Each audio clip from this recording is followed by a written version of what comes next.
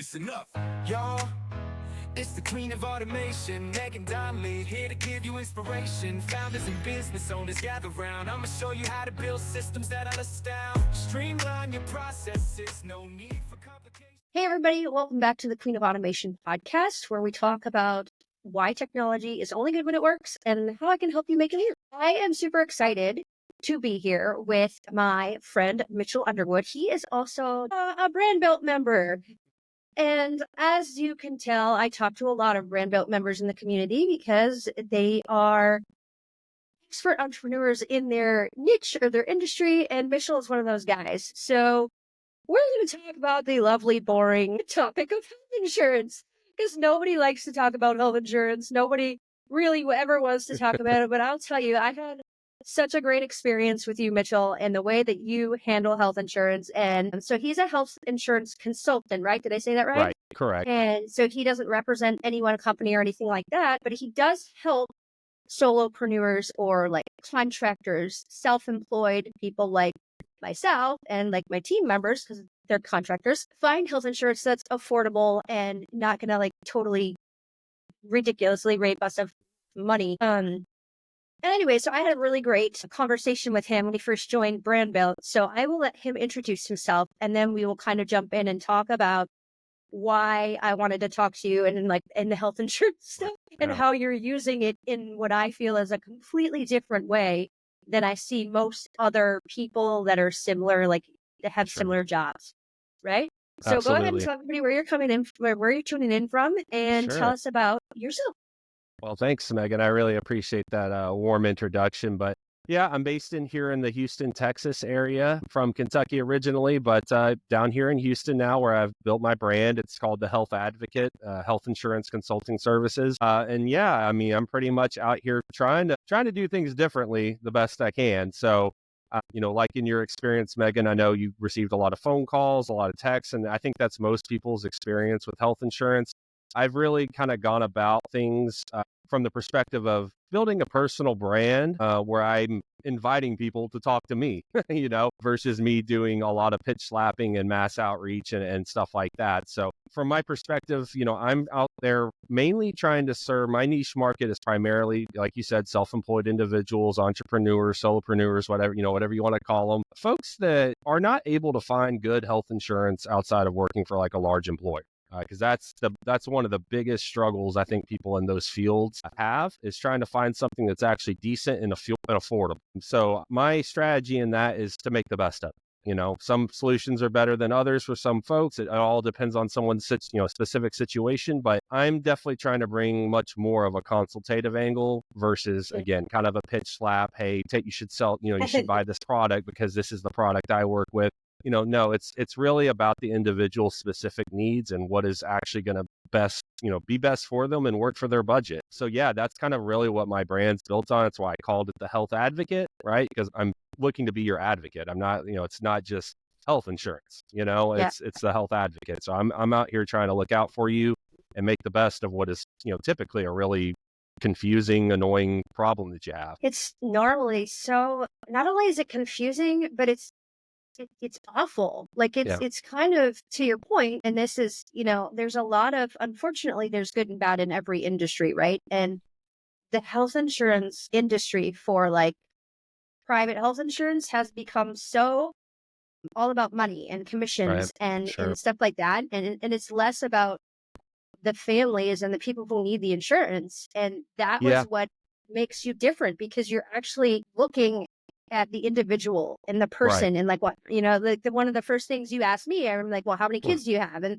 like we had that conversation. Right. And unfortunately, I had health insurance already, but Mitchell was kind enough to get on the phone with me and review it and make sure that I got a good deal, and said, like if, whatever. And it was a really awesome conversation, and totally different and out of the norm from what I've experienced in the past, because I've had to go through this a couple of different times. And like you said, it was complicated and frustrating and pretty much awful, because the very first person a couple of years ago that I dealt with wasn't a good fit. It wasn't a good person.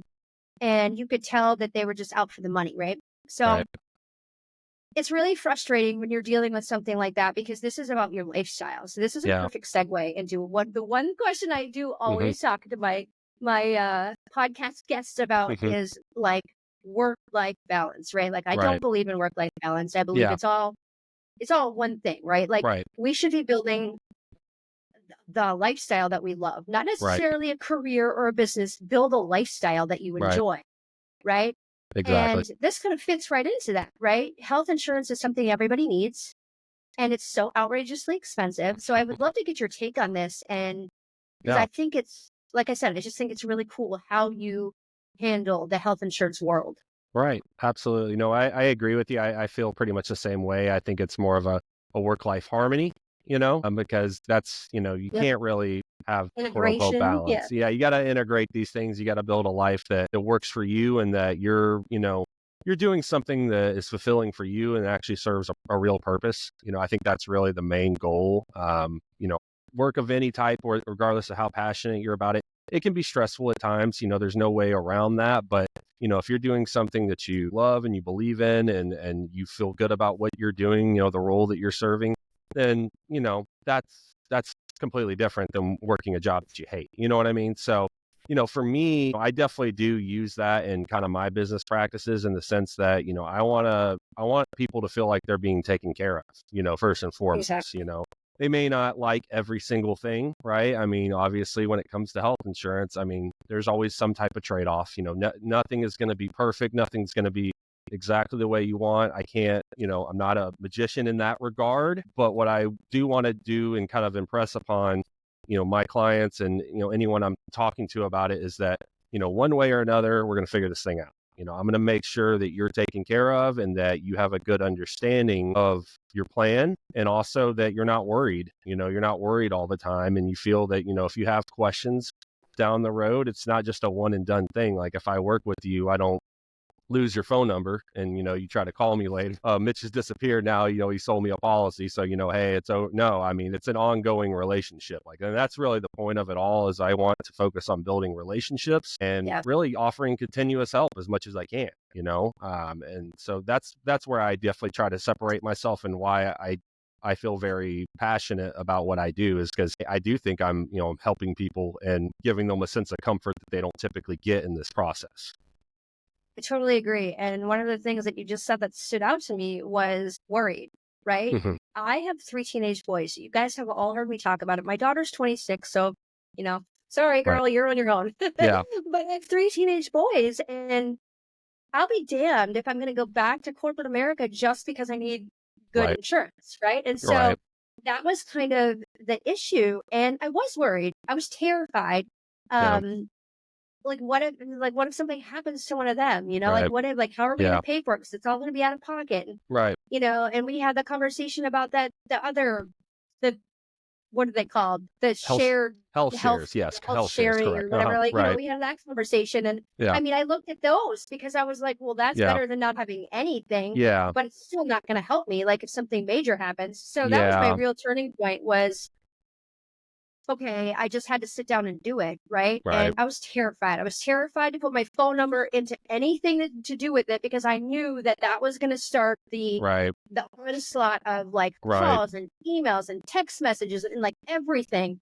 And it did. And it did. Was lucky enough to pick out somebody who talked to me like a human. Even their text message, it wasn't like an immediate thing. It was like 24 Yeah. hours later, I got this Yeah. message from her, and she talked to me like a human. Right. And when I first met you, you're the same way. Right. It's about the person. It's not about, Yeah. yes, obviously you need to eat, you don't Yeah. want to live off ramen noodles for the rest of your life, and you Right. need a paycheck. Yeah. But it should be like health. It's health Right. care, like Right. mental health, like well-being. Right. As entrepreneurs, we suck at taking care of ourselves. We suck at it, right? Like we're so Right. busy being an entrepreneur that you get to come in and take one thing off of our plate. Yeah. Like I don't Exactly. have to worry about reading all the paperwork because Mitchell's going to explain it to me, right? Right. And it's such a cool thing the way you do your content too. Like let's talk Yeah. about this. We're gonna get Sure. into operations because that's Yeah. what I do. Yeah. You're using LinkedIn as a Mhm. tool and putting your personal brand out there.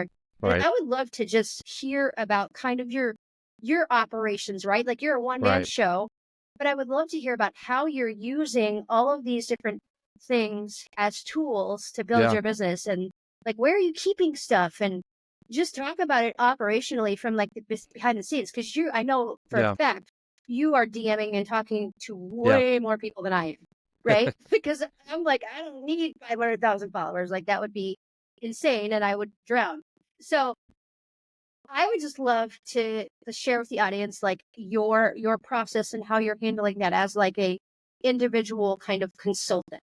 Right. Absolutely. Yeah. So when it comes to like LinkedIn, I mean, from the start when I got in there, I mean, very much again centered on building relationships. So I Yeah. understand it's very difficult to, I mean, pitch slap people and just hope that someone bites. I mean, yes, it can happen. You can get lucky sometimes, but it's not really efficient. It's also not really good in terms of building your brand and being known as someone who just does that. You know what I mean? So, for me, I definitely was very deliberate in the sense of, okay, it seems like there's a lot of great people on this platform. I want to be friends with them, like truly, like I want to form a real connection with them. So like when I started, my main goal was to make connections. And part of the way I've always done that is that, I'm active on there. I interact with their content. If they're saying something that I like that I find is interesting or, worth supporting, I'm on there to support them, whether that's giving them congratulations for something they accomplished or, great information they posted. I support them by, liking their posts and commenting on their posts, actually kind of, getting to know them and not just, messaging them immediately. So for me, it's definitely a very, very slow warm up. Like I just want to be in touch with them and for them to know, like, hey, you're doing a great job. I definitely support what you're doing. And so a lot of my best like connections that I've made on there were kind of formed that way. And at some point, though, I might say, hey, I've been following your content. I think you're doing a great job here. And you seem like a, really cool, interesting person. I'd like to get to know you a little bit better. I mean, would you have, 20, 30 minutes to sit down and just talk and just get to know one another a little bit better? And Nice. from those conversations, I mean, it's definitely really like helped my business significantly. I would I love mean, to yeah. I would love to let's get a little geeky, because Hmm. one of the things that always fascinates me, because there's of course, 8,000 different ways to do these types of things. Sure. So the LinkedIn game, if you're doing it the right way, is Right. very manual and very Yeah. time consuming and cumbersome, right? Right. So how do you go from I would love to hear how you do this. How do you go from LinkedIn to not LinkedIn? Like how are you getting people on your list, like your email list, or Yeah. and like where are you putting them? Like is it just an Excel spreadsheet that you're kind of you take their information, you put their name and email in, and you just kind of go back and forth? Like how are you More. tracking Yeah. all of the different people that you're talking to?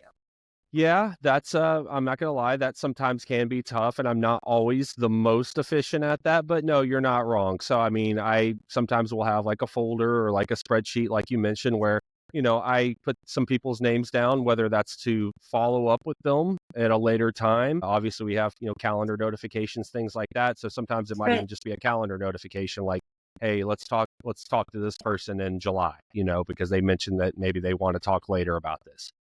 So it might be something as simple as that, but yes, things like spreadsheets, a folder where I've got some names, that's partly how I kind of keep track. But one thing I'll say too is that part of being active there though is that if you're active, it's also not that easy to just forget about someone, assuming they're active, of course. I mean, if they're not active on the platform, yes, those people can be harder to reach. You don't necessarily remember every name and this and that and the other. But if I've talked to someone that has expressed any type of concern with their health insurance, or they've Yeah. complained, I've seen them complain about their benefits and things like that. Yes, I do have a method there of kind of like reminding myself to like, hey, reach out to this person, see how things are going, see if they have any questions. Again, it's definitely very it's not in your face, right? For me, I just want them to know I'm there if they have questions, if they want to talk about this at any point, even if right now is not the right time, down the road is fine as well. So, I'm not, like I said, I'm not the most efficient person at this, but I definitely do try to keep track of, who I'm talking to and making sure I get back with them and I don't Have you forget guys about things. So answer me this. Have you ever Mhm. thought about using like a database, even if it's a free database? It doesn't necessarily just need to be Yeah. Excel, but a database or anything to help you kind of automate the other side of it. Because the LinkedIn Yeah. stuff really can't be automated unless you're Yeah. one of those people that wants to violate terms, which most of Yeah. us in the brand build community are way against that. So we don't Right. do that. But the other side of things, because I can imagine it being super time consuming, Yeah. administrative wise, like Yeah. wise to manage people Yeah. offline Yeah. without some sort of system in place, right? No, you're Um, not wrong. I mean, that's part of, I was just discussing this with a friend of mine yesterday, is like building like an email list, for instance, or doing a newsletter, something like that. I do think that those things are definitely kind of next in the order of operations, just to try to streamline things, make it more efficient, have some work that's being done, not for me. Obviously, I'm still doing a lot of it, but you know what I mean? That makes it a little bit easier, because it's true. I mean, I have done a lot of this stuff kind of on a more manual side, and it'd be nice, to maybe not have to do as many steps, So I think everyone starts out that way, right? Like yeah, when you're a solopreneur, that's the way that's the way you learn. yeah, Because I always recommend people should do, even if you're a small team, like hmm, we have 4, 5 people now, yeah, and I've done every job yep, that my team is, right? And that's because I started out as a solopreneur, right? right, So I highly recommend you doing it by yourself yeah, for a while anyway, and eventually yeah. hire an assistant or something like that. But That's another thing. it's Yeah, worthwhile. It's yeah, worthwhile doing it yourself first. You're really right, going to learn a lot, and you're going to learn how you as the owner want to store the information, and you're right, going to learn how you need the information and how it works for you and your business, right? You right, wouldn't know that if you just immediately farmed it out to somebody, which I feel like some people hire assistants and BAs right, too quickly, right? Like they get somebody in there, but they don't really have a process in place yet. So right, they're building it as this person's trying to learn it. And right. that can be super frustrating. Yeah, Super frustrating. But I think I just find it really fascinating. I do think I totally recommend you start a newsletter, because I think yeah, that there's a lot of wellness and health right, things right. that you could tie back to like health insurance Yeah, plans. And you could if you are a single person and you want this, and this, you need to look for a health plan or a health insurance plan that is this, and this. Like right, if you're a family of, like, you could tie that back to so many things. right. I mean, even if you just did it once a month. But I my agree. recommendation too, though, for you is to take it offline. Like, don't Right. do, everyone that is on the whole like LinkedIn newsletter kick. Yep. Don't do that, Yeah. because LinkedIn still owns those Right. relationships and still owns the newsletter. You Right. got to get them offline, Yeah, but that's you a good should point. definitely, absolutely 100% build a newsletter list. Go ahead, put me Yeah. down. I'll be the first one, Okay. because we've already had Perfect. that conversation, what next year looks like. But seriously, I will be a first person on your Yeah. newsletter. Um, it's a Well, I great appreciate that. way to also build, well, it's a good way for you to build Yeah. relationships too, like Right. offline and outside of just LinkedIn, because Yeah. who knows? We all kind of believe it's going to blow up eventually. Or Yeah. I mean, that's, something's going to happen, and then you yeah. kind of lost all those connections. So Yeah. it's really Yeah. worthwhile.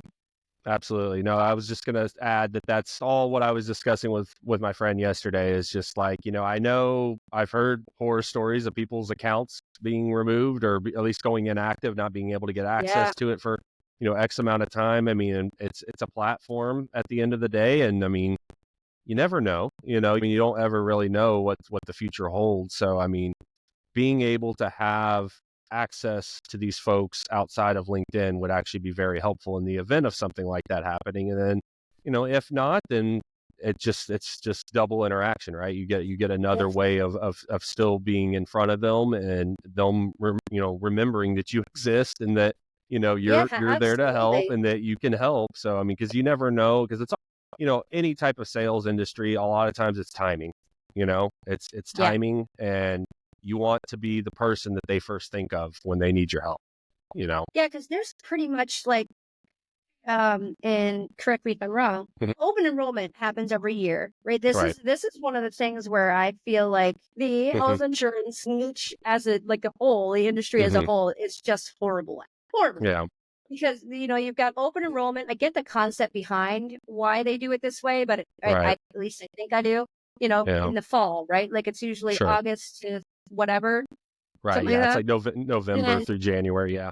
yeah, and then if you unless you have a life changing, like whatever, you have kids or Right. you then you can add it Right. whatever. But it's like a free for all. It's like they open up open enrollment, and so Yeah. my husband will come home with his packet. It's open Sure. enrollment time, and he starts freaking out and panicking because he's so busy working and with the family that usually it's like the last 2 weeks. And he's like, "Oh Yeah. crap, do we need changes?" And he's kind of going through his stuff, and Yeah. he's the only one on that plan because their plans are really expensive. But Yeah. it's so funny to watch that happen, and I kind of feel like there's no really great process in place, and it's whether you're an Sure. employer or maybe, and I assume that all the employers have control, like large companies have control over the way they can handle that process. I just Sure. have yet to see it work in an efficient way, because when I worked corporate, it was the same thing. They hand you your folder every Yeah. year, and Yeah. then then you just walk away. So have you ever thought about that? Like I thought about this after we talked. I was like, it would be really cool if you could also reach out to people who have jobs and have health insurance through their big corporations and help them understand what the heck is in that folder. Like literally Right. HR would walk around, and eventually it was email, so it was all digital. Yeah. We'd get mailed this bunch of shit with the link in Yeah. it. And they're like, you have X amount of weeks to get, to submit this. They don't Right. tell you like if anything has changed. They don't give you any advice. They don't like talk to you about it. And there really isn't, unless you want to Guidance. call the health insurance company, and yeah, because that's going to go well. Um, it's really, well, what would you say to those people? Like, Yeah. what should they do?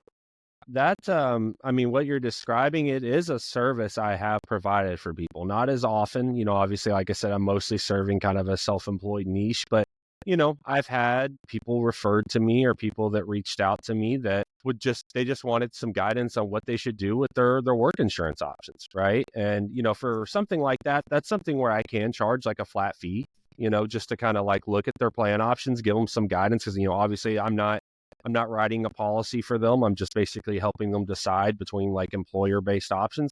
Yeah, I mean that is something I have considered doing a little bit more of. I wouldn't mind doing more of that. Like I said, it's a little bit different. It's a little bit outside of the niche of what I'm doing, but you're not wrong Yeah. though. I mean, at the end of the day, people don't really have any type of guidance with this unless I mean, even the guidance that they have, I mean, health insurance is way too complex to try to look up and just study in an hour and say, okay, I understand this. No, you don't.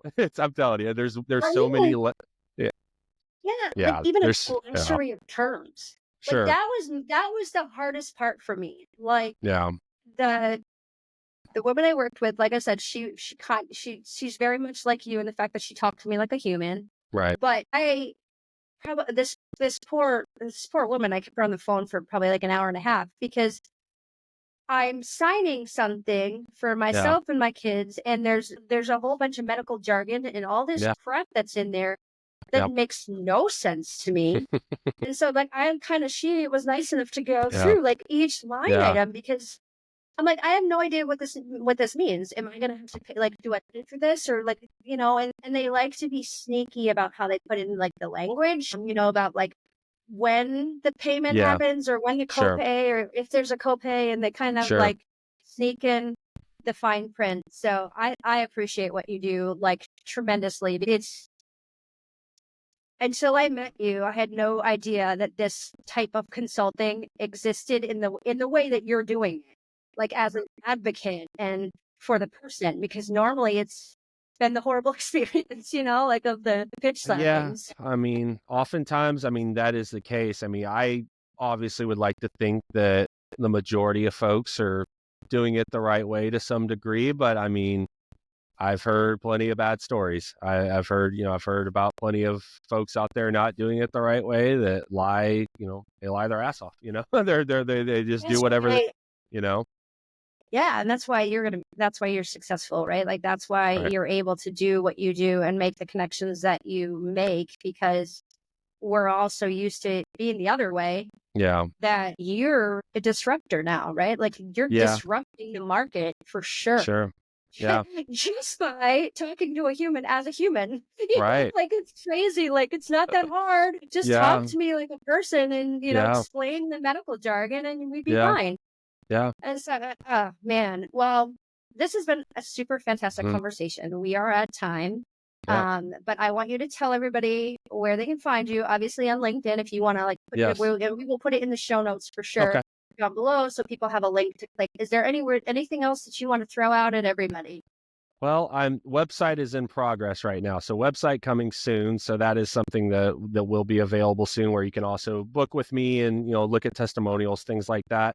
I largely have used LinkedIn very much like a landing page, so that is actually a great way to connect with me at the moment and kind of get to know me a little bit better, just as far as the information I post, the tone of my posts, etc.